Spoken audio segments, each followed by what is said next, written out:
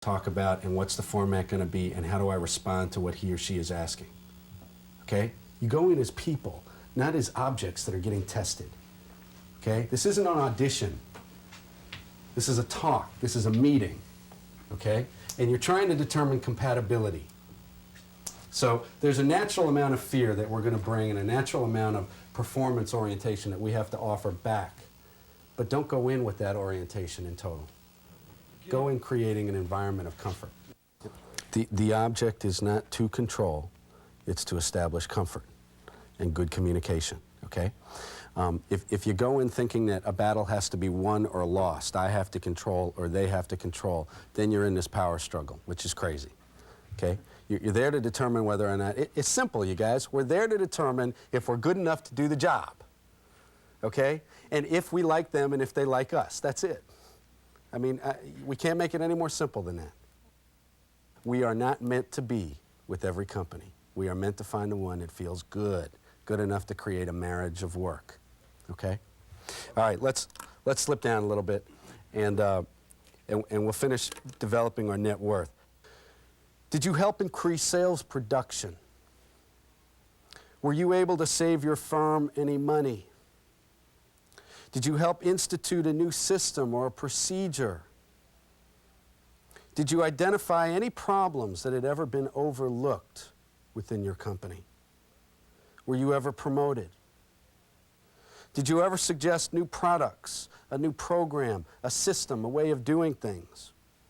Did you help establish any new goals or objectives for your firm, for your school?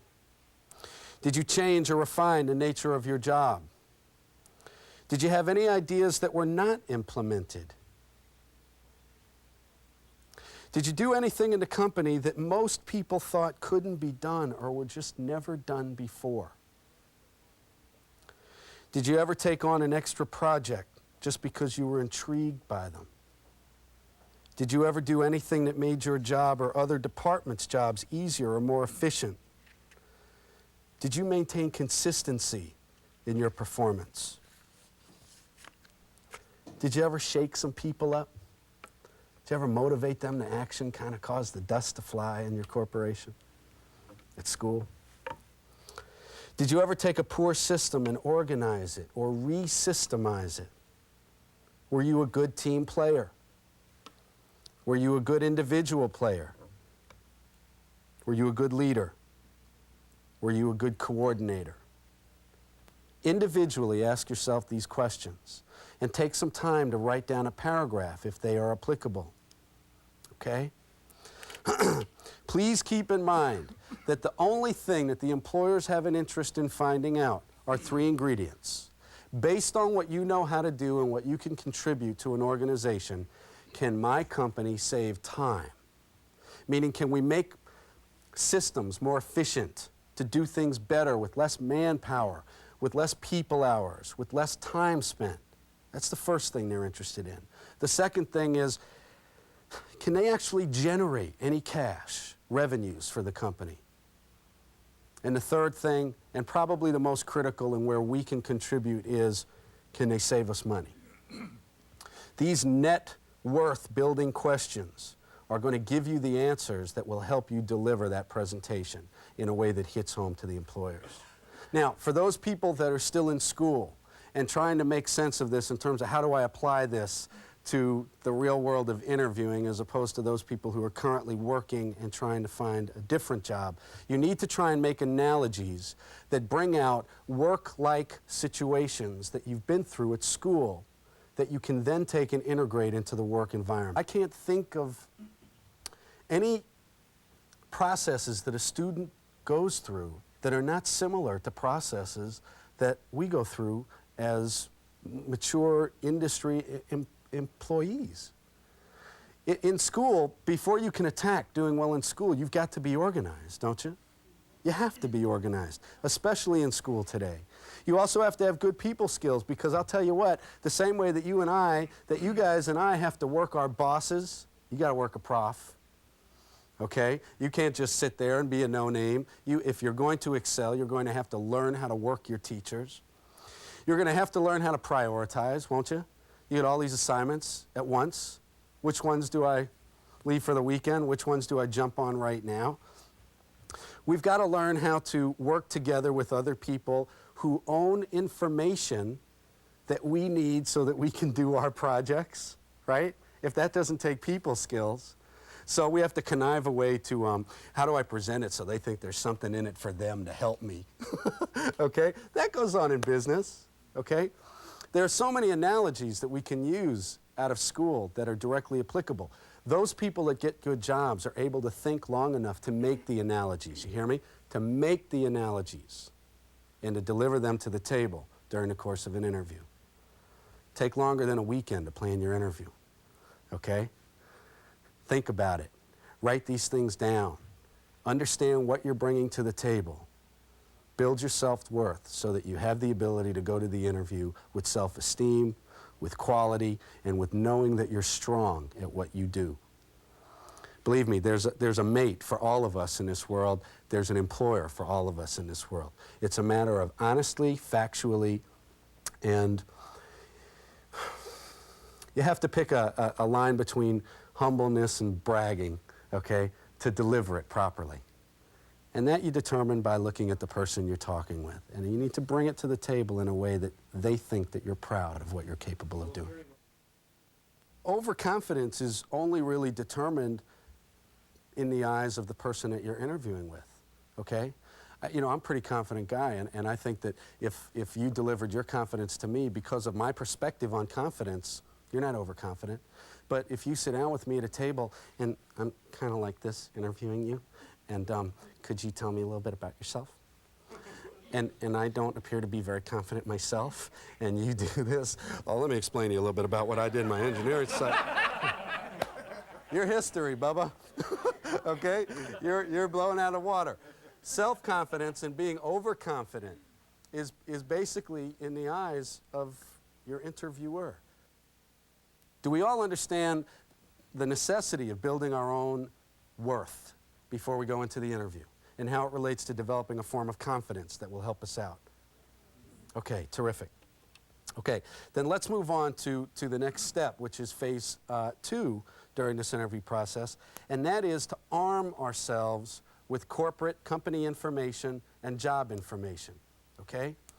The same way that we tried to sell a pen before and we had difficult time selling the pen because we didn't have enough information as to what the use of the pen is, we're going to have a difficult time selling ourselves if we don't pull information first. Now, we all have the same ability to pull the same amount of information. Some of us will have more creativity in finding that information and more guts to get it than others.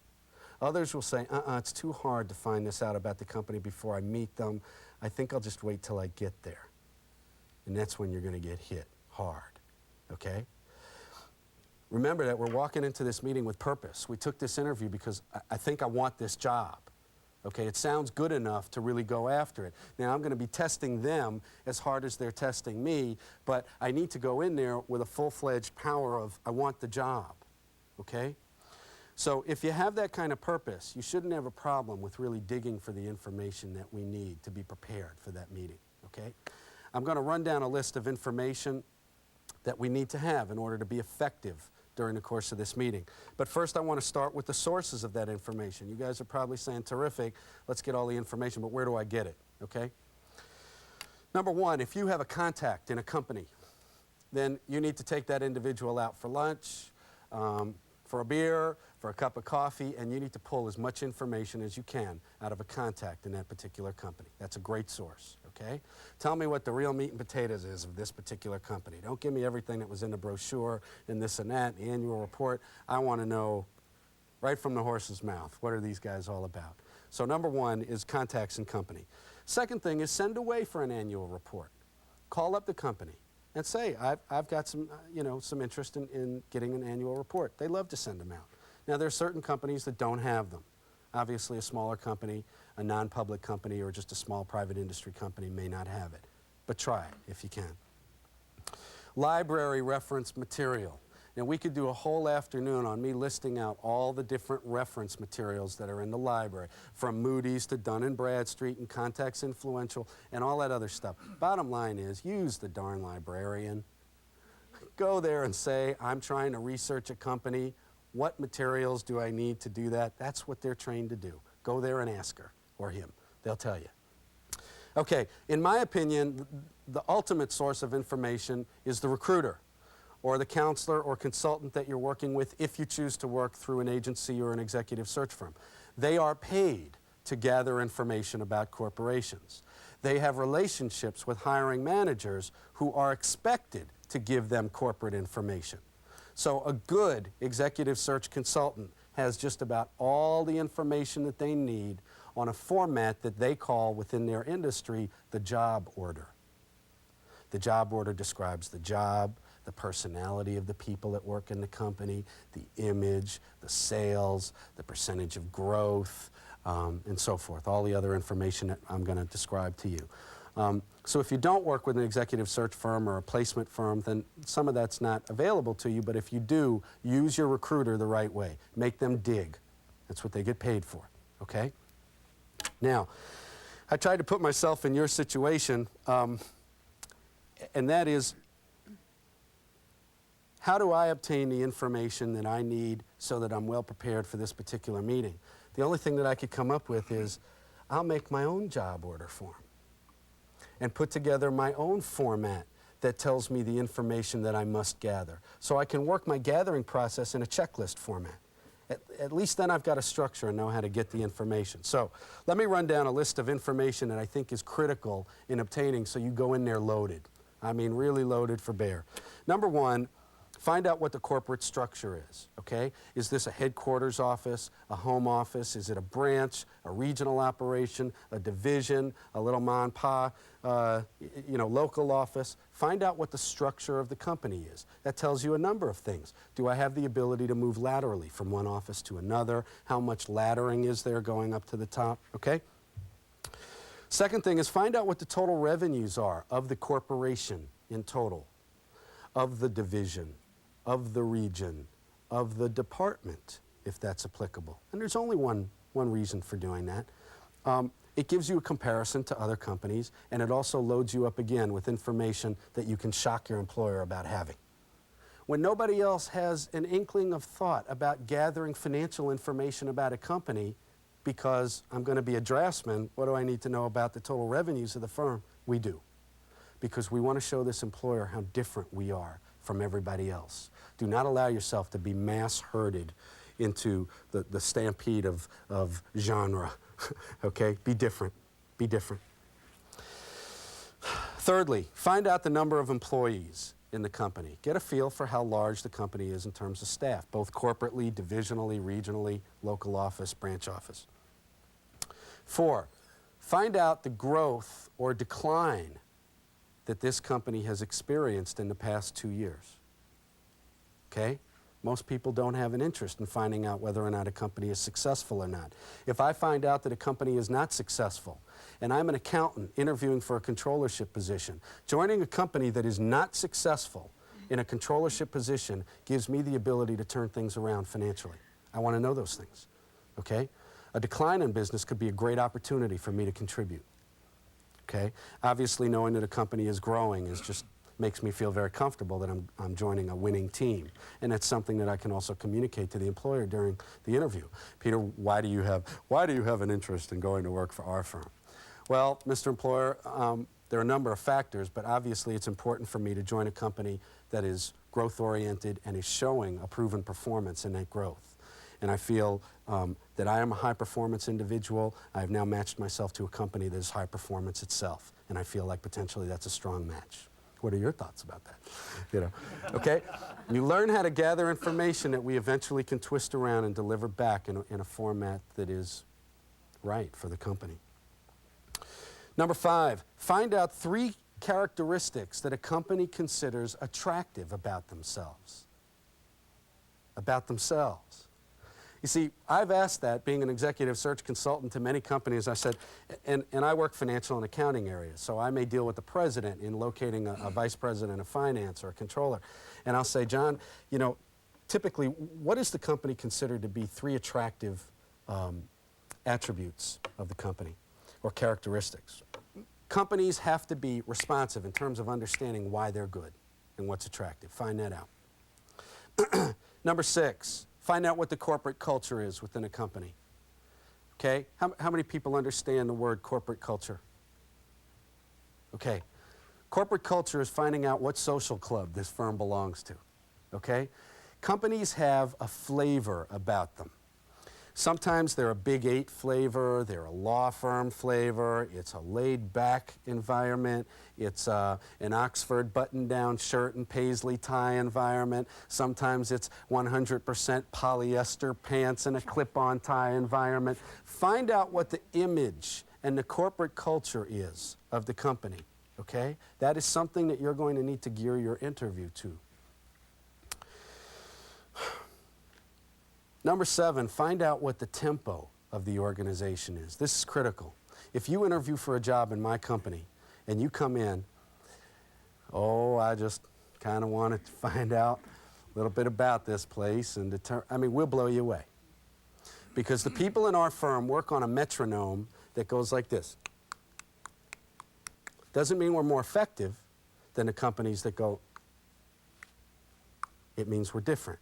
And it means that we hire people according to our tempo, okay? So find out what that tempo is if you can.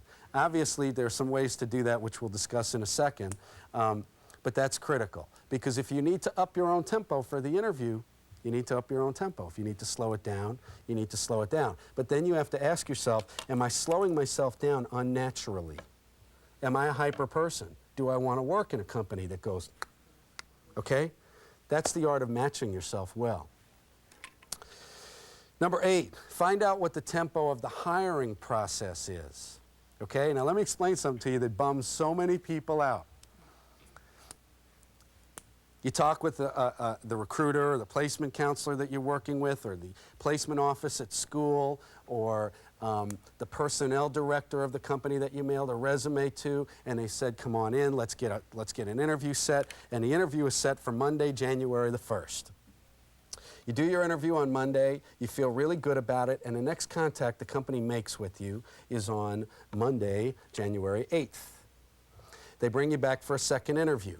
Okay? You've now are so excited about this company that you've halted your interviewing process elsewhere. Probably not smart, but we're all humans, and we get in it, you know, it's kind of like when you find the right person, you stop dating, okay? We have a tendency of doing that, okay?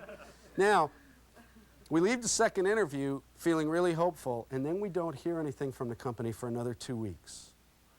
What happens to our enthusiasm level? Okay? What kind of emotions and anger are we starting to put together for this firm now? A lot. I can't believe they haven't called me. What is wrong with these guys? You know, I'm not so sure I want to work for this firm anyway, okay? And we start to build up mental barriers, okay? Find out what the tempo of the hire is. I don't care if I have to interview for a month and a half, if on the front end I know that the evaluation process is going to take that long. Okay? At least allow yourself to be prepared for the tempo. So find out what that tempo typically is going to be. Number 9, find out about the compensation and benefit range. Don't be concerned with specifics. Understand that your ability to get awarded X amount of dollars over X amount of dollars is directly in correlation to your skill of interviewing. When somebody says to you, the range is from 19,000 to 26, immediately you go in hoping for 26. Immediately, that's human nature. Just be concerned with a general range and know whether or not you're compatible with the range. Then it is your job to go into that interview and to perform as well as you can to stretch that range. Probably 60% of the employers that say the cutoff point is right here on this job. There ain't no cutoff point right there. They're trying to fit us into a mid-range, into a comfortable balance with the rest of the department. But if I show that my value is higher than my cost, think about that. If my value is higher than my cost, they'll stretch. Okay? Don't stop yourself from interviewing just because of money. Make them pay you the money that you're worth because of your skills that you bring to the table. Okay? And number 10, make sure that you investigate the reason why the position is open to start with. What are some reasons why positions are open? Expansion. Somebody quits. Somebody's been terminated. Okay? Poor performance, personality conflicts, breaking company policy, couldn't stay progressive, whatever. We now understand that the reason why they're hiring is to get somebody better. Okay? Now, if I know that they're trying to get somebody better, during the course of my pulling of information in the interview, I want to find out exactly what they would add or subtract to the last person's performance to make that individual well-rounded and good in that position. Okay? Because once that individual tells me those answers, I can twist it around and deliver it back, if that's truthful, if I can deliver those things. Now, the next thing we have to determine is we have to pull information relating to the job itself, correct? Obviously, we have to understand what this position is going to be about. If you cannot get the information on the job description before the interview, you have a disadvantage, but it doesn't blow you out of the water. It means that you need to structure your question and answer period of the interview process in line with job description questions as opposed to corporate questions, okay? It can be gotten. If you do not have the information about the job description before you interview, you get that during the question and answer period of the interview process. Some of the questions that you need to ask during that period of time. What is the overall function of this position? You want to find out what the manager's thought process is of the overall function of the position. Then you ask a second question, what will I actually be doing? Which is two very different answers. Okay? What am I actually going to be doing? Who are the people or departments that I will be interfacing with? Okay? By the answer of that question, you need to determine how much people skills do I have to have in order to get my job done? How many different individuals do I have to pull talent from in order to coordinate their efforts? What type of supervision will I be under or will I be doing? Okay? And today, we have to put a lot of concentration into the type of automation that I'm going to be exposed to. Do not forget to ask that. What type of automation is going to be available to me within that particular department? What percentage of hands-on work will I be doing versus managerial work? Obviously, that would apply to us that are supervisors. But how hands-on do I get? You know, how much direction do I give other people? What is the condition of the department right now? Meaning, are they welcoming somebody from the outside, or are they going to chew my foot off when I get there? Are they looking forward to bring somebody in, or does somebody in the department feel like they've been shafted out of a position? Okay? Is it a unified department? Is there a good feeling of cohesion in the department? Are they in bad shape? These are some of the things that we need to determine about the department itself. Ask the question, what would you add or subtract to the incumbent's performance that would make him or her even stronger than what she was or he was? That'll give you tremendous insight as to what you need to re-deliver back to the employer. Does that make sense? Okay. What qualifications, and try and phrase it in terms of what are the minimum qualifications that you are looking for. Not give me your ideal qualifications, but what are the minimum qualifications that you think are necessary to be able to handle this particular job? And then you need to determine dollar compatibility again, which is something we discussed a little earlier, whether or not we're compatible in terms of dollars. So, to summarize the second section of this particular process, gather as much information as you can to put yourself in a position where you can attack the process intelligently with a certain degree of, I'm different than everybody else that you've talked to. I am not a part of the lower 95. I'm part of the upper 5. And give yourself the ammunition to be able to converse intelligently by going prepared to discuss a subject that you now probably have more knowledge about than your potential boss. I guess if we review what we've covered already so far, number one, we now have our attitude set right, okay? We've learned how to position our attitude, develop a certain sense of confidence. We've done that by asking ourselves questions that have increased the value that we can bring to the table. The second thing that we have to do is if we're going to go into the interview situation, we need to arm ourselves with a lot of information. So we go in intelligently, correct? All right. The third and the most critical area to doing well in an interview is to rehearse, rehearse, rehearse, okay? We need to do our practicing before we get there. If we do that successfully, we don't have to worry too much about what happens once we get there. So the way the format goes, again, is we break the ice, we then put on our presentation, we then expect dialogue, conversation. That dialogue generally breaks down your jobs, the descriptions of what you've done, comments and differences and analogies that the company may make. You have a conversation. After that, if they like what they've seen, they're going to then put on their presentation to you. And typically after that, they will say to us, are there any questions that you may have? And then we open up our can of worms and let them have it with our questions. And after that, and after we've blown them away with really intelligent questions, we then have earned the privilege to set up a second meeting.